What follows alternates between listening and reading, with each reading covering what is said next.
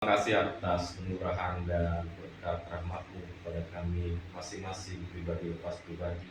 Kami boleh datang ke rumah ini untuk bertemu muka dengan muka, juga mendengarkan dan memuji nama-Mu ya Tuhan, juga firman-Mu. Mari Kau urapi kami masing-masing dengan Roh Kudus-Mu, sehingga kami boleh membaca, mendengar, bahkan memahami firman yang akan kami baca dan kami dengar. Berfirman ya Allah, kami sudah siap untuk mendengarnya. Di dalam nama Yesus kami bermohon. Amin.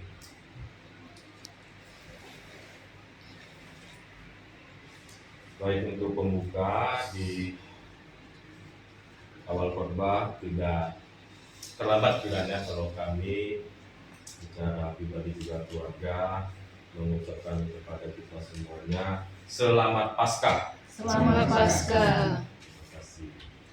Mari kita buka Alkitab kita baik berupa elektronik, digital maupun buku dari 2 Petrus 1 ayat 3 hingga 9. 2 Petrus 1 ayat 3 hingga 9 ya.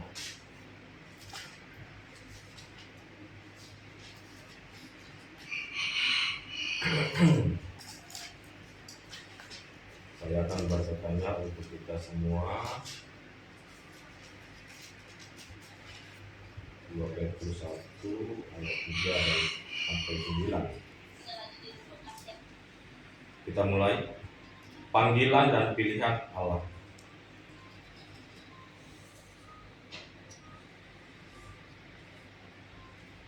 Kuasa ilahinya telah menganugerahkan kepada kita segala sesuatu yang berguna untuk hidup yang saleh oleh pengenalan kita akan Dia yang telah memanggil kita untuk kemuliaan dan kebaikannya.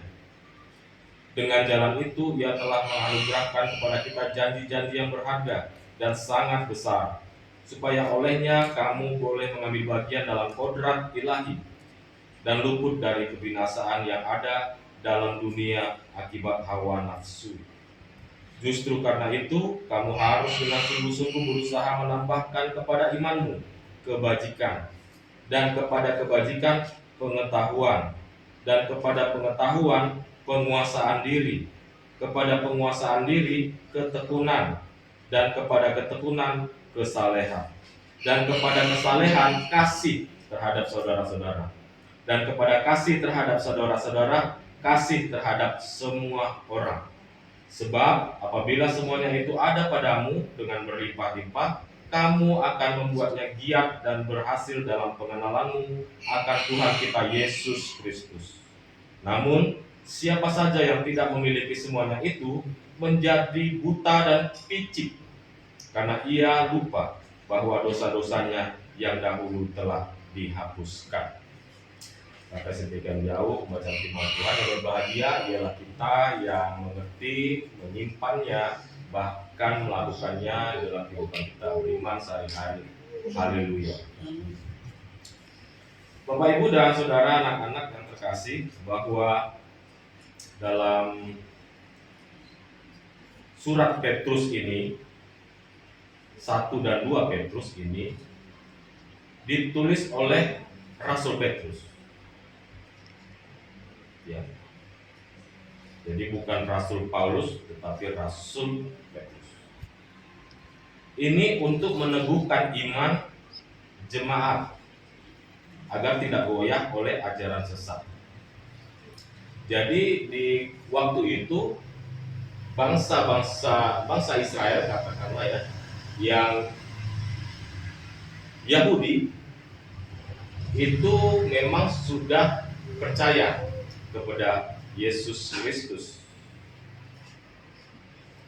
Namun pada sewaktu-waktu gitu, ada orang-orang bahkan guru-guru palsu.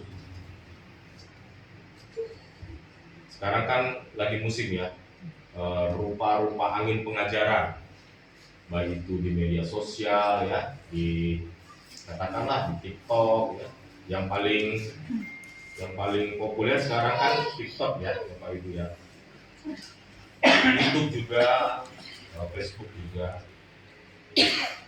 rupa-rupa angin pengajaran.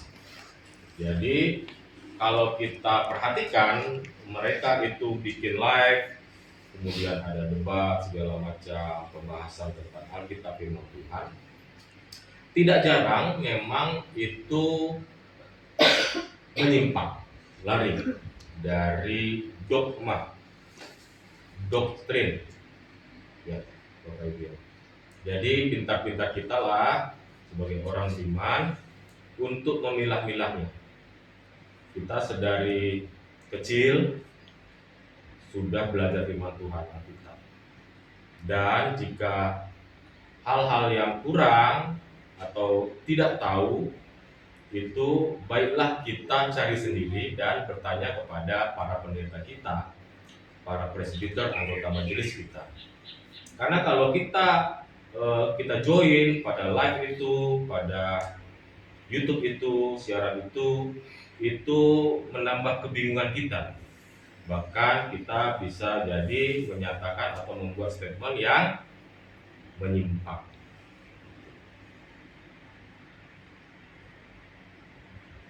Dalam pasal 1 ayat 3-9 ini, Petrus menekankan bahwa Allah telah menyediakan segala sesuatu yang diperlukan untuk hidup saleh. Nah, tugas kita adalah menanggapi dengan pertumbuhan rohani yang nyata. Mari kita eksposisi ayat per ayat ya, Bapak Ibu ya. Di ayat 3 pembacaan awal kita itu dikatakan, kuasa ilahinya telah menganugerahkan kepada kita segala sesuatu yang berguna untuk hidup saleh oleh pengenalan kita akan Dia yang telah memanggil kita untuk kemuliaan dan kebaikannya. Hidup saleh bukan hasil usaha manusia semata, melainkan karena anugerah daripada Allah. Nah, kata kuncinya di situ adalah segala sesuatu. Jadi kita sudah diberikan, sudah dianugerahkan segala sesuatu yang berguna. Jadi tidak ada yang kurang di situ. Providensia Allah, penyediaan Allah di situ semuanya sempurna, tidak ada yang kekurangan.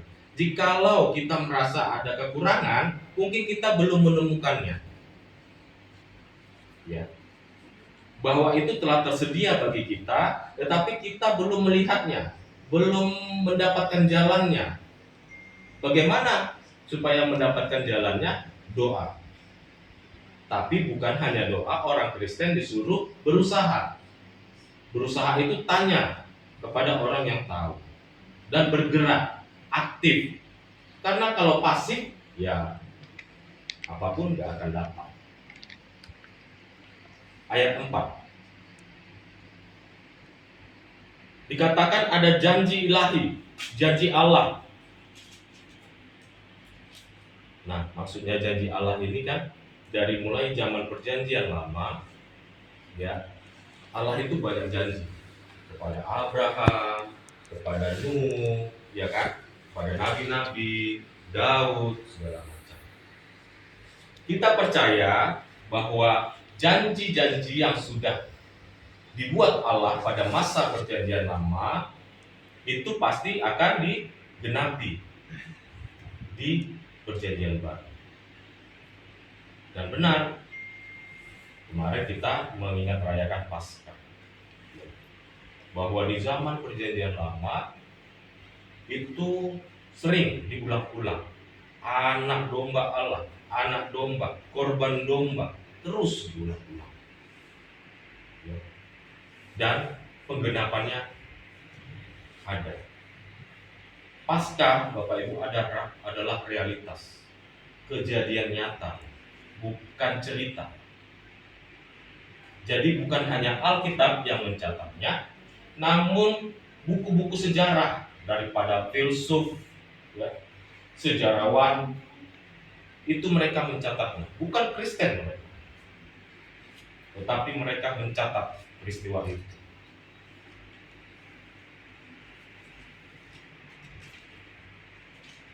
Secara khusus di ayat 4 ini, kalau kita lihat ya, ada kalimat kodrat ilahi. Bapak Ibu, kalau kita pegang handphone, ada di grup kita, coba kita buka di grup WhatsApp. Kami sudah bagikan, ada gambar kodrat ilahi. Nah, saya sengaja memang buat ilustrasi itu supaya kita lihat ilustrasinya ya, kodrat ilahi. Nah, kodrat ilahi ini versus kodrat duniawi. Kalau kita lihat ini sebelah kirinya kodrat ilahi, itu berisi kuasa dan janji Allah, dipimpin oleh Roh Kudus, keserupaan dengan Kristus, berlawanan dengan kodrat duniawi. Kalau dikatakan di ayat 4 ini, kita mendapatkan kodrat ilahi. Namun perlu kita ingat bahwa kita bukan mau menjadi sama dengan Allah, ya kan? Itulah yang terjadi pada malaikat yang jatuh itu, ya kan? Dia ingin seperti Allah.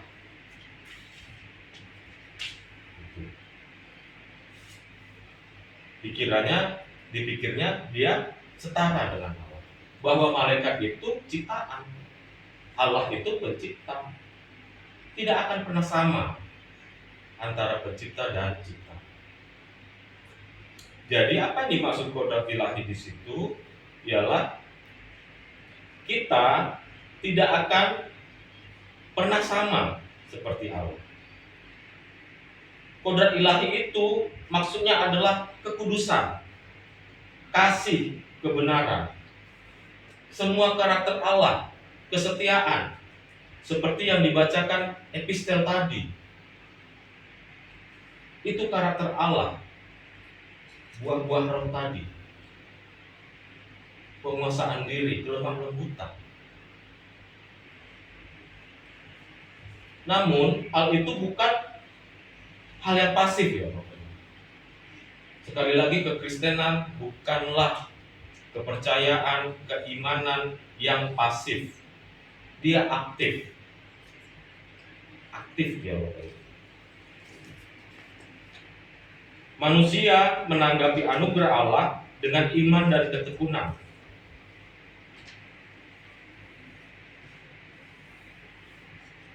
Kodrat ilahi adalah karakter Allah yang diberikan kepada orang percaya melalui karya Kristus dan Roh Kudus, bukan menjadikan manusia sebagai Allah, melainkan menjadikan kita serupa dengan Dia dalam keadaan kudus, kasih, dan kebenaran.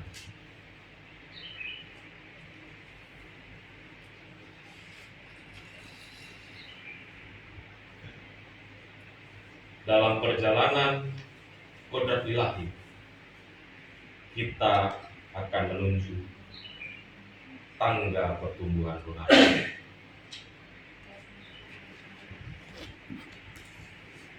Mohon dibagikan. Udah kan? Tangga pertumbuhan rohani sudah lihat Bapak Ibu ya. Baik, terima kasih. Nah, inilah tahapan menjadi orang percaya. Ya Bapak Ibu. Dasarnya adalah iman. Punya dulu iman itu.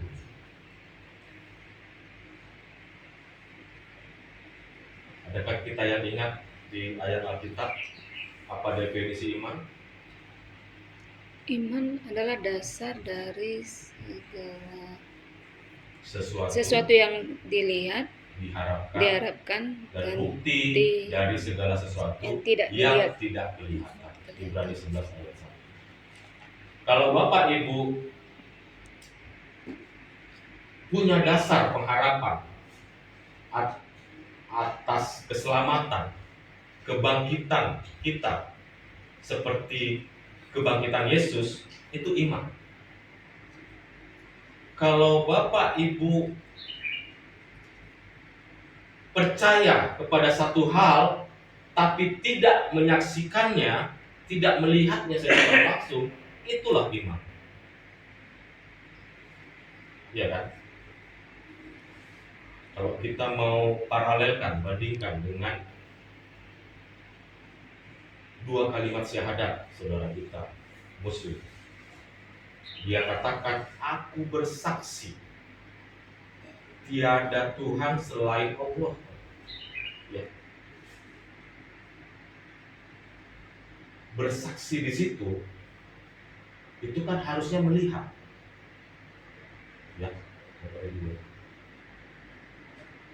bersaksi itu melihat suatu peristiwa, tetapi dia tidak melihatnya.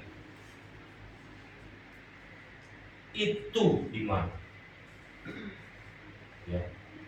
Makanya jangan kita olok-olok pengakuan iman percaya mereka. Nanti kita diserang kembali. Loh, kamu juga begitu. Kamu percaya sesuatu yang tidak dilihat. Ibrani 11 ayat 1. Sama. Itu iman. Dia bersaksi bahwa tiada Tuhan selain Allah, katanya. Dengan tidak melihat. Itu iman. Kita percaya bahwa Yesus Kristus sudah mati dan dibangkitkan, tapi kita tidak melihat. Itu iman.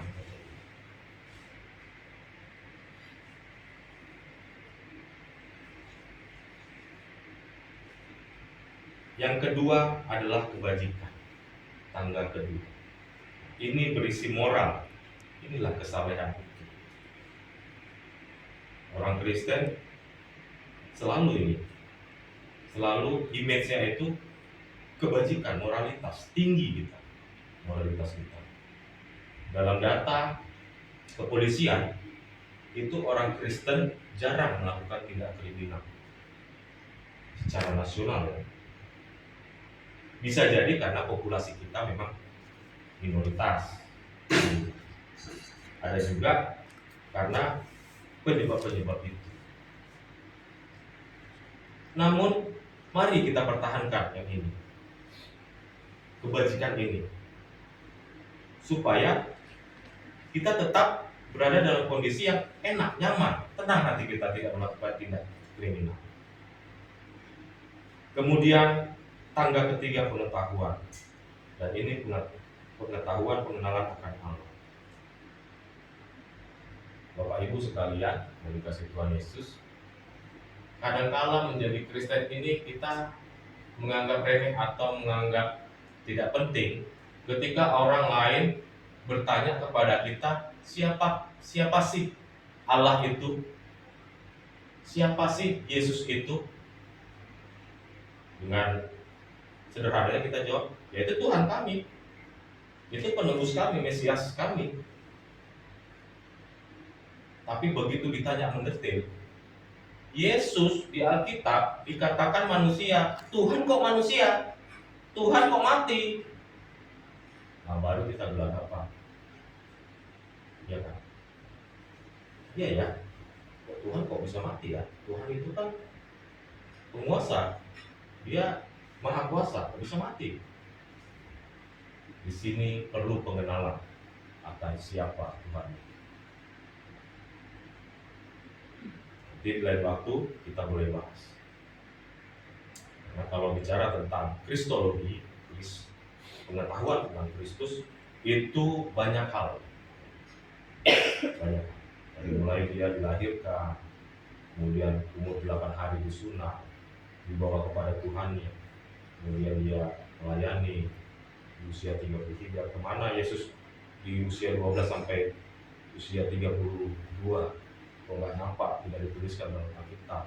Umur 33 baru melayani, dan hanya 3,5 tahun dia melayani sebagai imam, rabi di bait suci, sampai dia disalib dan dibangkitkan.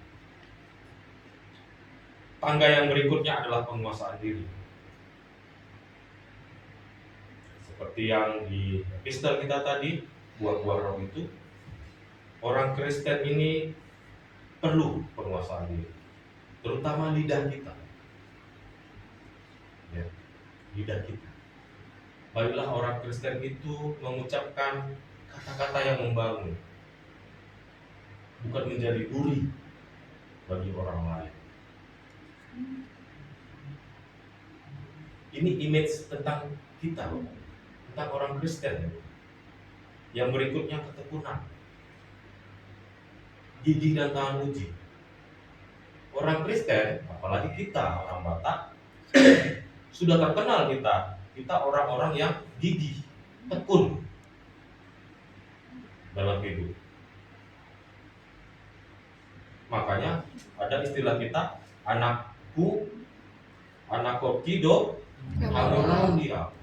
Apapun yang terjadi, anakku kujadikan lebih daripada aku. Itu istilah itu. Berbahagialah kita, karena leluhur kita, nenek moyang kita sudah membuat lagu itu, membuat warisan budaya itu, sehingga kita menikmatinya sekarang. Itu kan jadi suri teladan bagi kita. Iya. Mau dia Muslim, Kristen, anak kokido hamoraon dia. Ya. Mau dia Hindu, ada loh Batak Hindu ya. Jangan salah kita, ada Batak Hindu. Tapi cari di YouTube Batak Hindu. Tetap memegang itu, istilah itu. Jadi terkenallah memang orang Batak akan ketekunan dan kegigihan. Tangga berikutnya adalah kesalehan. Ya. Nah, kesalehan ini tentu seperti orang-orang kita orang Kristen, bukan cukup ibadah hari Minggu tadi, tapi kemudian kita teruskan kepada ibadah STM, ibadah punguan, nanti di hari Selasa atau Rabu kita ibadah lingkungan, sektor, keluarga, ibadah per hari Kamis, ibadah kaum bapak, ibadah pemuda juga ada, naposo, itu ya. Dalam menjaga, dalam memelihara kesalehan. Nah, tangga berikutnya adalah kasih persaudaraan. Jika hidup saleh tidak diterapkan di luaran, yaitu kasih persaudaraan, ya sama saja. Makanya iman Kristen itu bukan iman yang pasif, tetapi iman yang aktif. Jangan hanya menyimpan firman Tuhan dalam hati dan pikiran, tetapi lakukan. Dan yang terakhir adalah kasih agape, kasih sejati. Nah, ini yang dilakukan Yesus kepada kita, kasih agape. Ya, kasih yang tanpa syarat. Enggak ada syaratnya. Kau masih berdosa, kau apa dulu lah, dalam setahun ini enggak melakukan dosa dulu, enggak melakukan ini dulu, baru kau nanti bisa mendapat bagian dalam kerajaan Allah. Tidak. Yesus datang, melayani, meninggal, mati di kayu salib itu, dia katakan mereka tidak tahu apa yang mereka perbuat. Ya kan? Tidak tahu.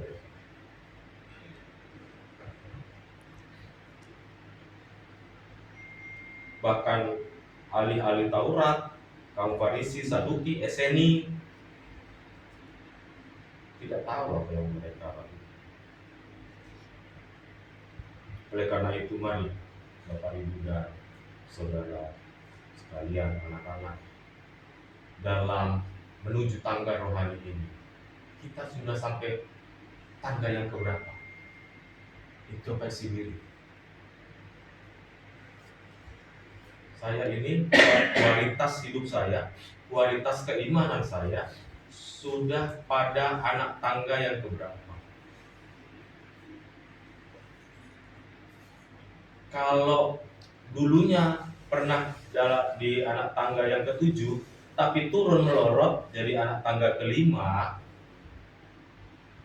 apa yang harus saya perbaiki supaya kembali lagi naik ke anak tangga yang ketujuh, bahkan melampaui menjadi anak tangga yang kedelapan atau sembilan.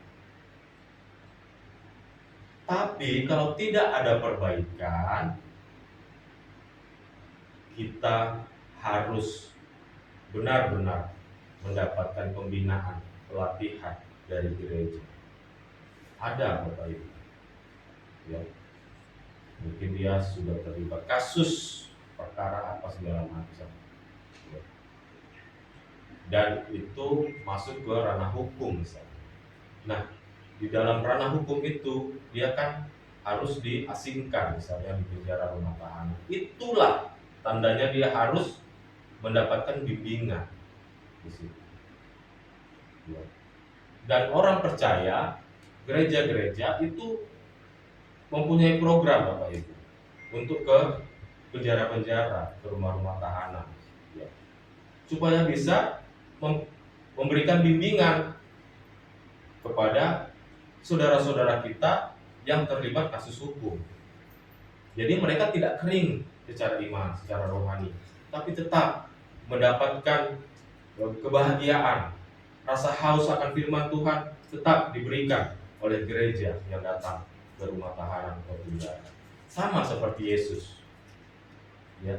Ketika Yesus mati di kayu salib, kemanakah dia di dalam 3 hari itu? Pernah ya kita baca ya? Menurut Bapak Ibu, kemanakah roh Yesus di dalam 3 hari itu sebelum hari kebangkitan?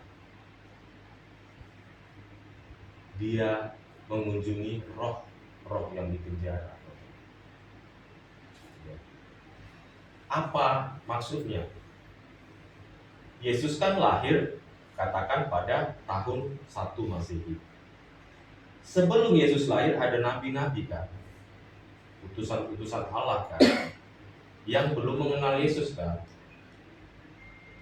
Mereka mati, terus rohnya kemana? Orang belum kenal Yesus, Yesus belum lahir. Nah, dia memang mengunjungi nabi-nabi itu, orang-orang saleh itu, untuk memberitakan, aku sudah mati, nanti pada hari ketiga aku bangkit sama seperti kalian, tapi aku dulu karena aku yang sulung, kata Yesus, baru kalian semua dibangkit. Sekarang Yesus sudah tidak ada. Kita orang yang percaya karena iman Yesus sudah dibangkitkan, akankah kematian Yesus itu berlaku bagi kita juga? Pasti juga berlaku. Bahkan nanti kita mati, anak cucu kita yang tidak pernah mengenal Yesus secara fisik, dia juga mendapatkan bagian dalam kerajaan Allah.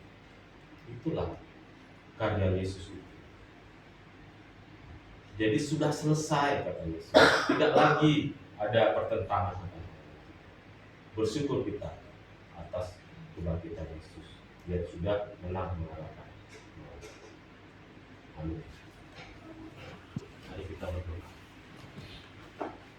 Kami bersyukur ya Allah atas firman yang baru saja kami dengar, kami baca.